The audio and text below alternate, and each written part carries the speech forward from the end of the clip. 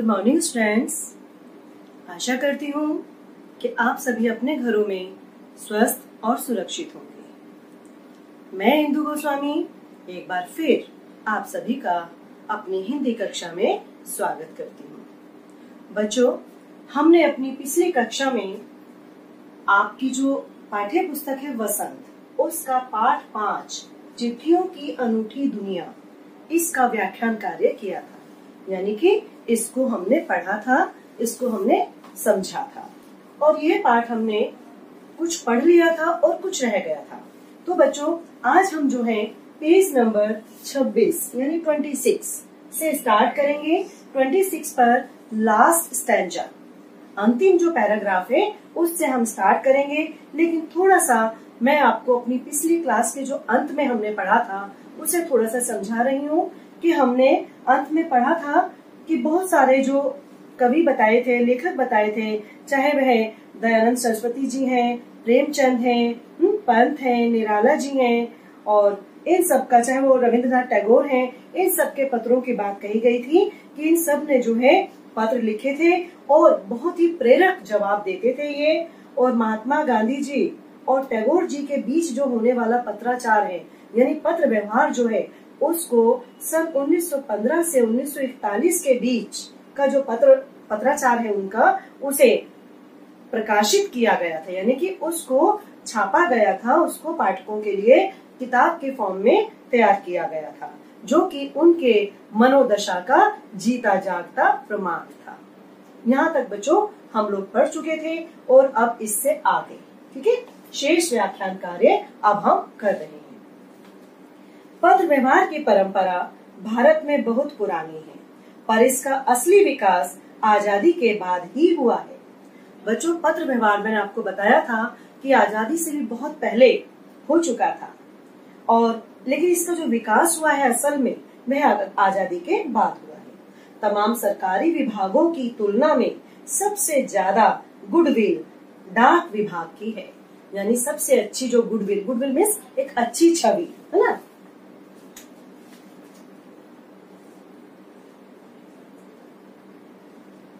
Goodwill यानी अच्छी छवि।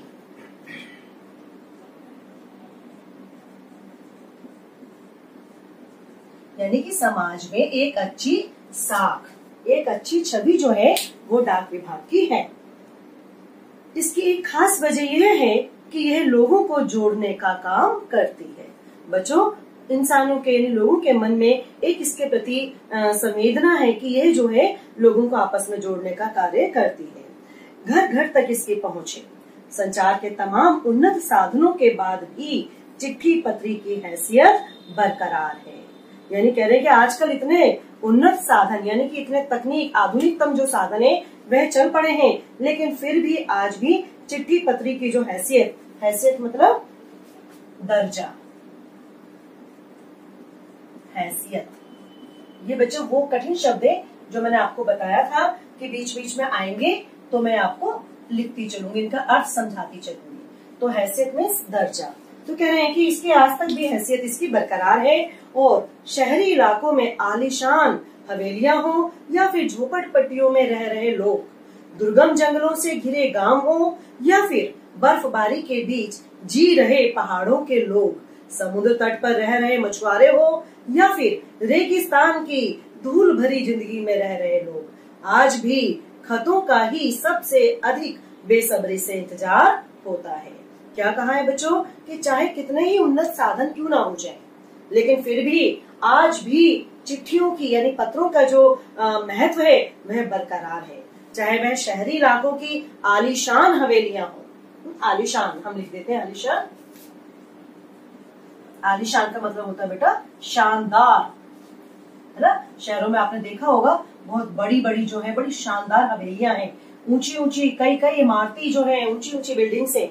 तो कह रहे उनमें रह रहे लोग हो या फिर झोपड़पट्टियों में यानी बिल्कुल गरीबी में की अवस्था में जो इंसान अपना गुजारा कर रहे हैं वो हो, चाहे दुर्गम जंगलों से घिरे हुए गांव हो या फिर बर्फबारी में रह रहे लोग, यानी कि ऐसी जगह जहाँ निरंतर बर्फ जमी रहती है वहां रह रहे हो, यानी कि कहीं भी, चाहे वो समुद्र तट के मछुआरे हो या रेगिस्तानों के दूर दराज के गांव के लोग, वह सब आज भी बच्चों बेसब्री से, व्याकुलता से, बेसब्री में व्याकुलता, है ना, बेसब्री,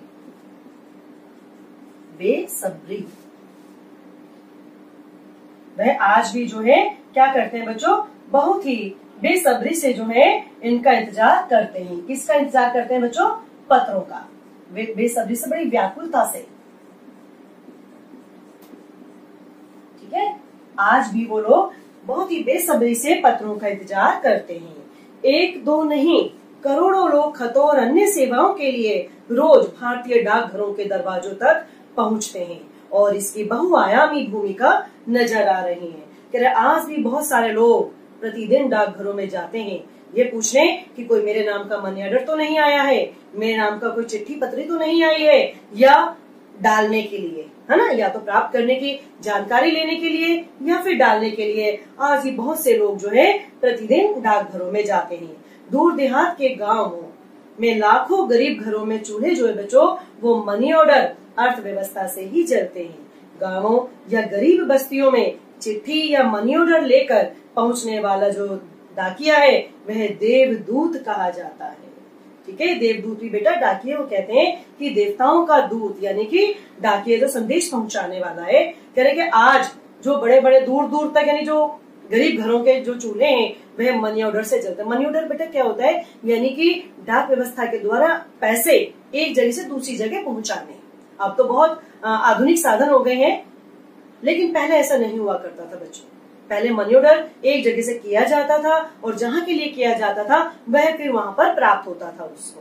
तो कह रहे कि पैसा मिलने के बाद ही उस घर में खाना पीना जो है वह बनता था या आता था। और उस समय जो है डाकिया यानी संदेश पहुंचाने वाले संदेश वाहक है वो एक देवदूत की तरह कहा जाता था। देवदूत भी बच्चा संदेश वाहक को ही कहते हैं, देवदूत, है ना। डाकिया कह सकते हैं, डाकिये का ही नाम है देवदूत। ठीक है, देवदूत या संदेश पहुंचाने वाला भी हम कह सकते हैं, संदेश पहुंचाने वाला, पहुंचाने वाला, ठीक है बच्चों। तो उसको देवदूत कहा जाता था। तो इतना बच्चों बस आपका ये पाठ कंप्लीट हो गया है। अरविंद कुमार सिंह तक, लेखक है इसके अरविंद कुमार सिंह, और सिर्फ इतना ही आपका पाठ बचा था व्याख्यान के लिए। और अब हम इसके जो है प्रश्नोत्तर आपके साथ डिस्कस कर रहे हैं बेटा, और इसकी मैं आपको पीडीएफ जो प्रॉपर आंसर की है वो पीडीएफ भी आपको भेजूंगी। ठीक, अभी हम इसको अब मिटा देते हैं बच्चों, क्योंकि हम यहाँ पर अब आपके साथ प्रश्नोत्तर जो है वो हम डिस्कस करेंगे। प्रश्नोत्तर बच्चों मैं आपको समझा रही हूँ, उसके कुछ मुख्य बिंदु जो है वह मैं यहाँ पर लिखूंगी केवल, लेकिन आपको जो प्रॉपर लैंग्वेज है यानी आपको जो कॉपी में लिखना है उसके लिए मैं आपको एक पीडीएफ भेजूंगी। प्रश्नोत्तर कार्य, ठीक है बच्चों। पहला प्रश्न है इसमें, पत्र जैसा संतोष फोन या एसएमएस का संदेश क्यों नहीं दे पाते हैं। ठीक है बच्चों, पत्र जैसा संतोष, पत्र जैसा संतोष फोन या एसएमएस के संदेश क्यों नहीं दे पाते हैं। बेटा क्यों नहीं दे पाते, क्योंकि बच्चों क्यों नहीं दे पाते हैं।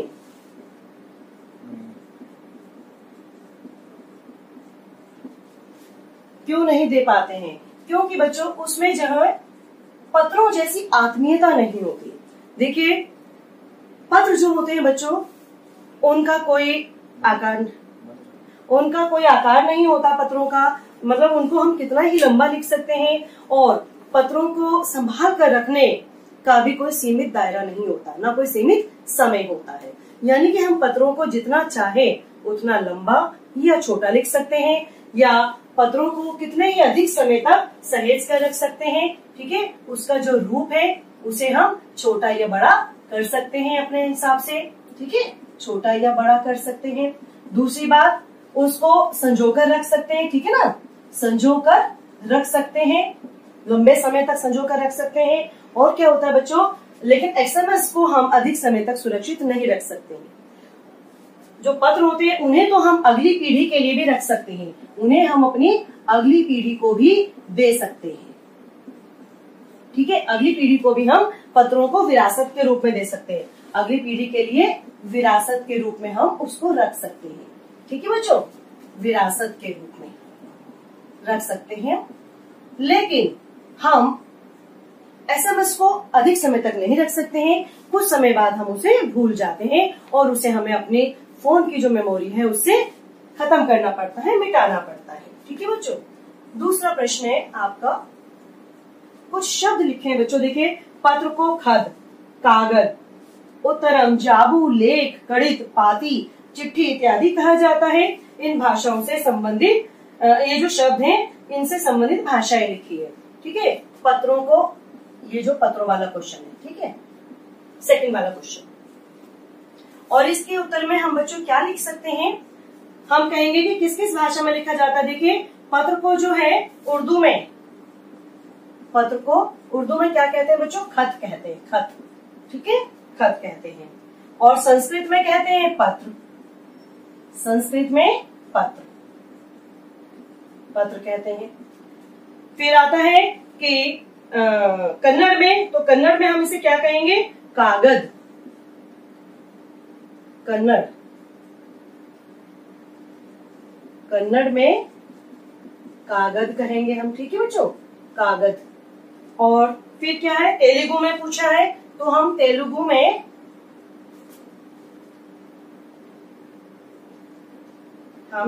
में कहेंगे इसको, तेलुगु में क्या कहते हैं बच्चों, तेलुगु में कहते हैं इसको उत्तरम जाबू लेख, उत्तरम जाबू लेख।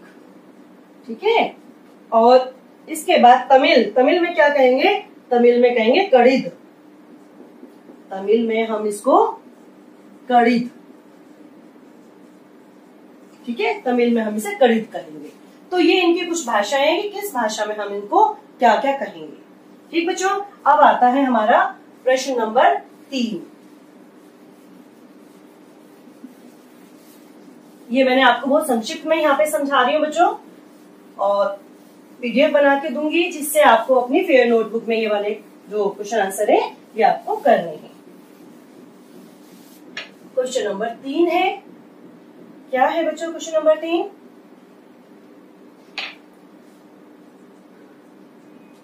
हाँ जी बेटा, थर्ड क्वेश्चन है आपका इसमें कि पत्र लेखन की कला के विकास के लिए क्या क्या प्रयास हुए हैं।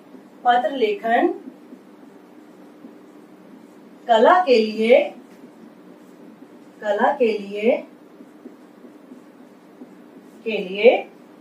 क्या क्या पत्र लेखन कला के विकास के लिए बच्चों, है ना, कला के विकास के लिए क्या क्या प्रयास, यानी कि क्या क्या कोशिश हुई है। ठीक है, क्या क्या प्रयास हुए हैं, क्या क्या प्रयास हुए हैं बेटा।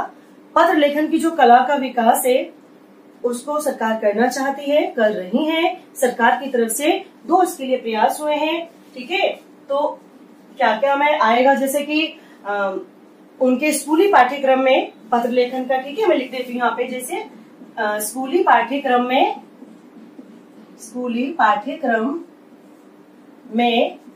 पत्र लेखन कला को शामिल करना। ठीक है, और कह सकते हैं हम क्या है कि 16 वर्ष से कम आयु वाले बच्चों के लिए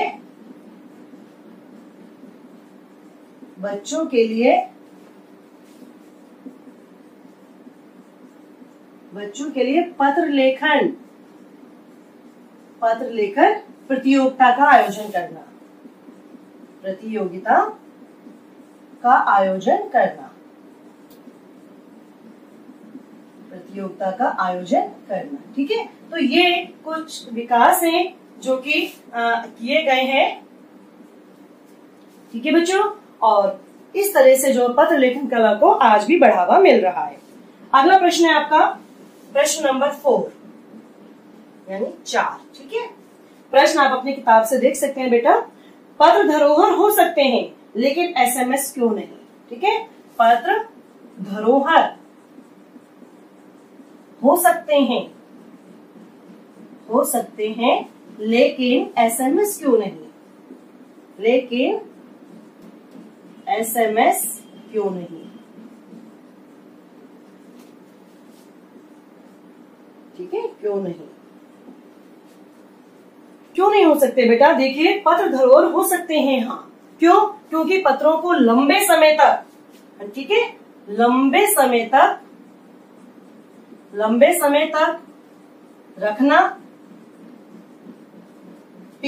अगली पीढ़ी को देना। ठीक है, अगली पीढ़ी को हम इसको सौंप सकते हैं, अगली पीढ़ी को हम इसे दे सकते हैं। देखिए, धरोहर क्या होती है बच्चों? ना आप धरोहर का अर्थ समझिए कि धरोहर होती है कि ऐसी चीज कि ऐसी संपत्ति कोई जिसे एक पीढ़ी दूसरी पीढ़ी को सौंपती है। तो हाँ, पत्र जो है वह हो सकते हैं कि पत्र जो है एक पीढ़ी संभाल कर रखे और अपनी आगे आने वाली जो पीढ़ियों को उसे सौंपे। तो पत्र वो कार्य कर सकते हैं। पत्रों को हम लंबे समय तक सहेज कर इन्हें संभाल कर रख सकते हैं और अपने आगे आने वाले जो बच्चे हैं या अगले आने वाली जो पीढ़ियां हैं उनको हम उन्हें सौंप सकते हैं। लेकिन बच्चों, क्या एसएमएस में ये बात है? नहीं, एसएमएस को हम इतने लंबे समय तक संभाल कर नहीं रख सकते, सुरक्षित नहीं रख सकते हैं, क्योंकि उन्हें हमें एक दिन खत्म करना पड़ता है, मिटाना पड़ता है। लेकिन इनको हम रख सकते हैं। तो इस हिसाब से पत्र जो है बच्चों वो संक्षिप्त होते हैं, लेकिन हमारे मनोभावों का उद्गार होते हैं उनमें, यानी भावों को व्यक्त करने वाले होते हैं और उनके माध्यम से हम एक पीढ़ी के भावों को दूसरे पीढ़ी तक आसानी से पहुंचा सकते हैं। ठीक है बच्चों, अगला प्रश्न है,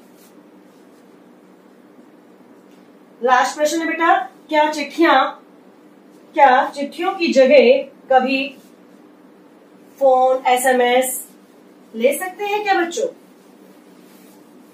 नहीं बच्चों, कभी नहीं ले सकते। ठीक है, इनकी जगह जो है कभी भी नहीं ली जा सकती। 5वां प्रश्न है बच्चों कि क्या चिट्ठियों की जगह, क्या पत्रों की जगह, कह दीजिए चिट्ठियों की जगह कभी फैक्स, ईमेल, टेलीफोन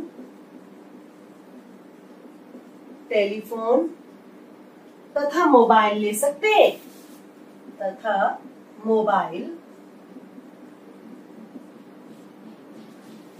ले सकते हैं?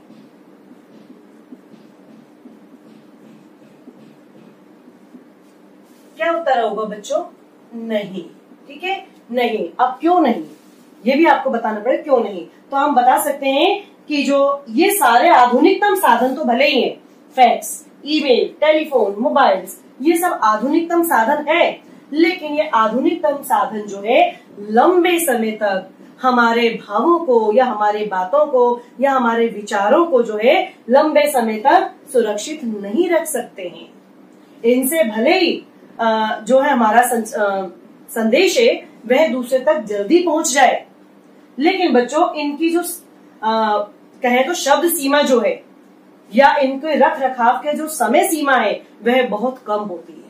ठीक है, इनको हम अधिक समय तक नहीं रख सकते और केवल जो ये मोबाइल है, टेलीफोन है, ये सिर्फ एक तरह से छोटे छोटे संदेशों को पहुंचाने के लिए तो ये कारगर है, लेकिन लंबे संदेशों के लिए ये नहीं है और अधिक समय तक हम इनको सुरक्षित भी नहीं रख सकते। और जो पत्रों से हमें अपने प्रियजन की खुशबू आती है या उनका एहसास होता है वह हमें इन आधुनिकतम साधनों से कभी भी नहीं होता। तो बच्चों ये इसके प्रश्नोत्तर थे जो आपको अपनी हिंदी की फेयर नोटबुक में करने हैं। ठीक है, इसकी पीडीएफ में आपको भेजूंगी, उसमें से आपको ये प्रश्नोत्तर करने हैं। और बच्चों, आज हमारा ये वाला जो पाठ है ये यहाँ पर कंप्लीट हो जाता है। अब अगली कक्षा में हम एक नए विषय के साथ आपके साथ फिर से आएंगे बेटा। तब तक के लिए बच्चों आप घर में रहें, सुरक्षित रहें और आज की जो कक्षा को अटेंड करने के लिए बच्चों आपका बहुत बहुत धन्यवाद।